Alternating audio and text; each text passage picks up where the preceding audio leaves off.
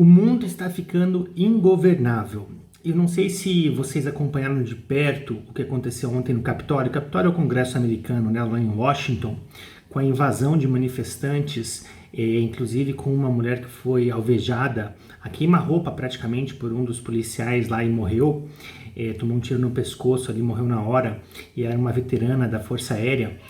E o que isso tudo me fez refletir aquelas cenas e lembrou também um pouco de 2013, quando os manifestantes aqui no Brasil também, lá em Brasília, invadiram o nosso Congresso, o nosso Senado.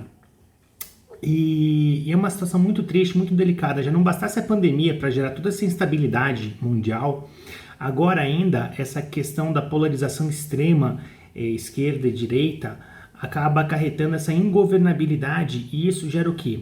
Insegurança, imprevisibilidade. Como é que você vai investir, fazer planos de longo prazo com todas essas mudanças, com todas essas incertezas? O ambiente de incerteza é um ambiente muito ruim para a gente planejar, para a gente ter uma previsão daquilo que está por vir, né? Para a gente ter uma segurança, assim, uma certa estabilidade.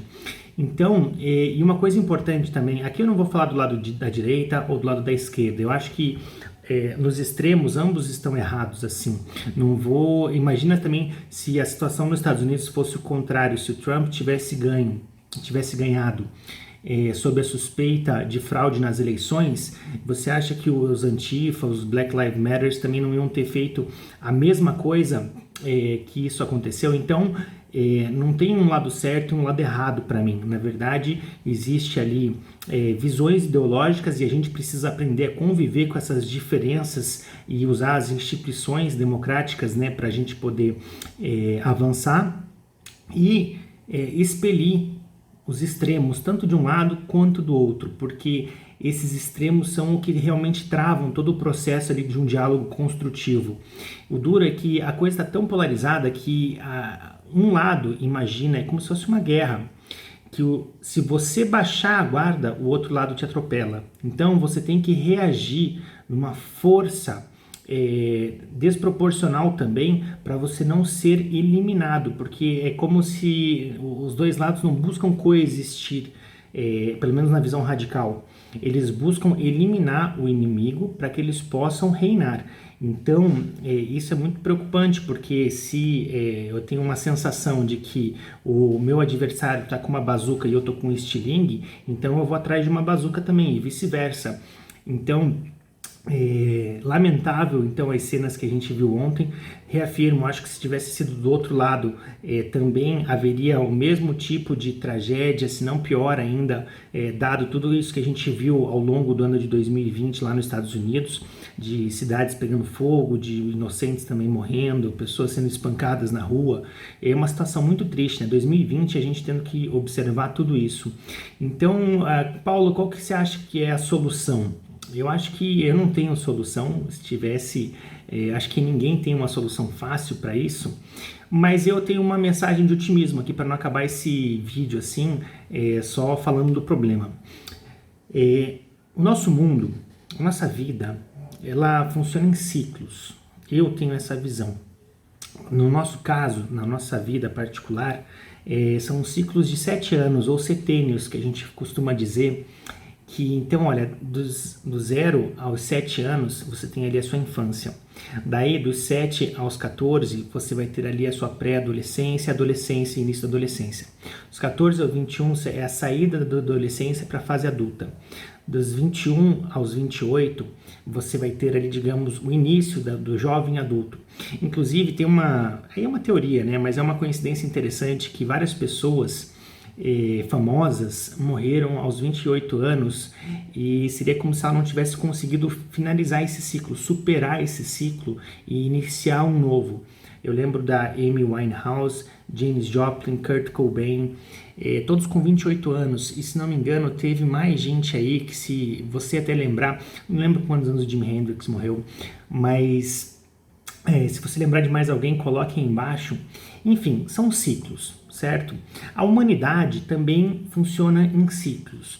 Então, eu penso assim, teve a época da Idade Média, por exemplo, onde houve uma predominância da vida religiosa, dominância da igreja na Idade Média, até que isso daí acabou se exaurindo com vários abusos que houve, e aí, né, só uma curiosidade aqui de português, nunca fala houveram não, é só no sentido de ter, quando é no desistir, o verbo haver é sempre no particular.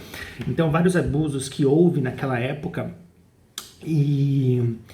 e daí, com essa saturação, veio o que? O iluminismo, a renascença, o culto à ciência e tudo mais.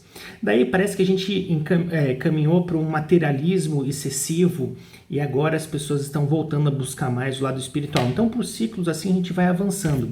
E tem vários outros ciclos econômicos, depressão, guerras. Então, toda vez que isso acontece, chegar onde eu quero chegar com essa história de toda a ingovernabilidade, o momento que a gente está vivendo. Havia, digamos assim, uma falta de consciência política e ideológica da população, e isso, assim, acho que com praticamente todo mundo. Eu, 20 anos atrás, quando eu estava na faculdade, eu não tinha ideia se eu era de esquerda, se eu era de direita, não tinha ideia do que era realmente o STF, o Senado, enfim, não tinha essa noção tinha uma noção muito vaga. E hoje as pessoas, digamos, teve o lado bom que se tomaram essa consciência política, e um povo com mais consciência política é mais difícil de manipular. Então é mais difícil de você, de uma maneira rasa, conseguir manipular o povo. Há outras maneiras, como a gente está vendo hoje, elas vão se aperfeiçoando também. Mas, então o lado bom é que a gente tomou mais consciência política. O lado ruim é que isso teve um efeito colateral devastador, né?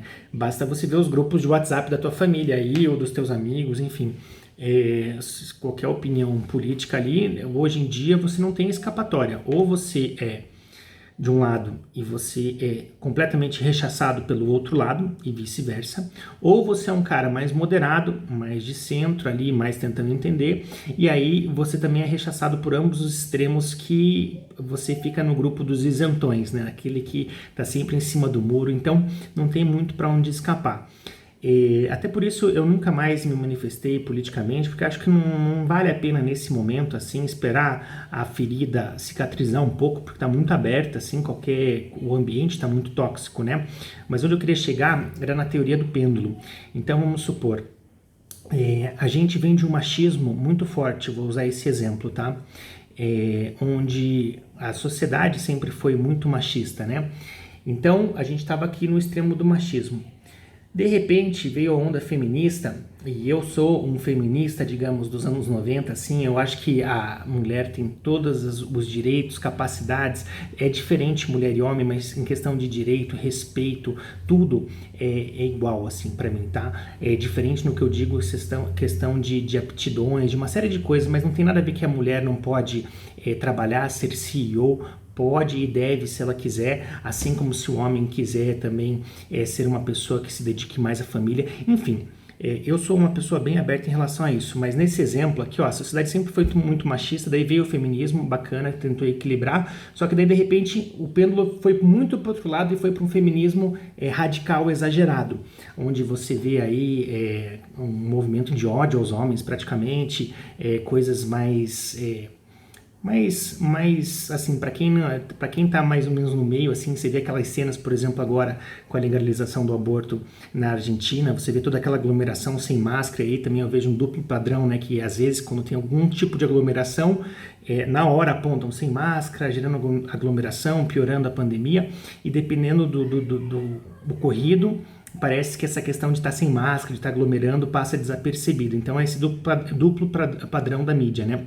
Mas aí então, voltando, muito machismo foi para um feminismo exagerado. Eu acho que as próprias mulheres vão acabar também expelindo esses extremos e as coisas vão arrefecendo, assim, que nem um pêndulo, vai girando, vai girando, vai girando, até que ele fica no meio ali para a gente conseguir equilibrar.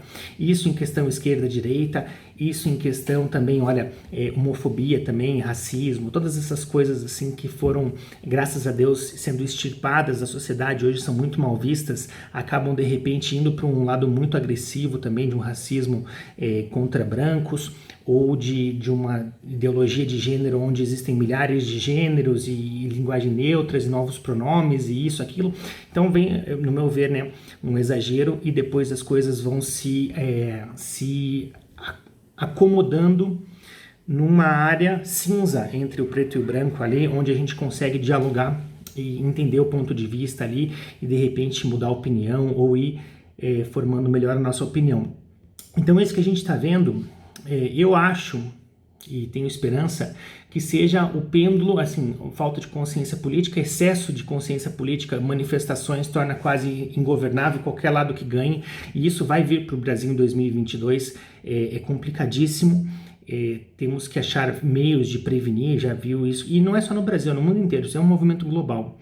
Então, vai acontecer isso, mas as pessoas, o normal do dia a dia, que estão querendo aqui, eu só quero trabalhar, quero sustentar minha família, quero viver bem, quero crescer, quero ajudar os outros, as pessoas, entre aspas, normais, que estão buscando ali só a sua forma de viver da melhor maneira possível, elas naturalmente vão acabar expelindo ambos os lados radicais, e acho que a gente vai conseguir ter um diálogo mais saudável com o pêndulo se acomodando, ficando mais lento e se acomodando ali no meio, onde a gente consiga, mesmo com diferenças, divisões, a gente consiga, porque são importantes, né? Aristóteles já dizia através da dialética que nós evoluímos através da confrontação de ideias opostas. Então é nesse debate que a gente vai fortalecendo nossos argumentos e vai solidificando as nossas opiniões. Então, eu acredito que a gente vai caminhar para isso. Infelizmente, ainda acho que vai ter um período difícil pela frente aí, até esse pêndulo sair desse outro extremo agora, mas se Deus quiser, vamos ter, tudo isso está servindo justamente para a gente conseguir evoluir, tá bom? Fica então aí o meu recado, um abraço. Se você gostou, deixe seu like, se inscreva e compartilhe. Até mais.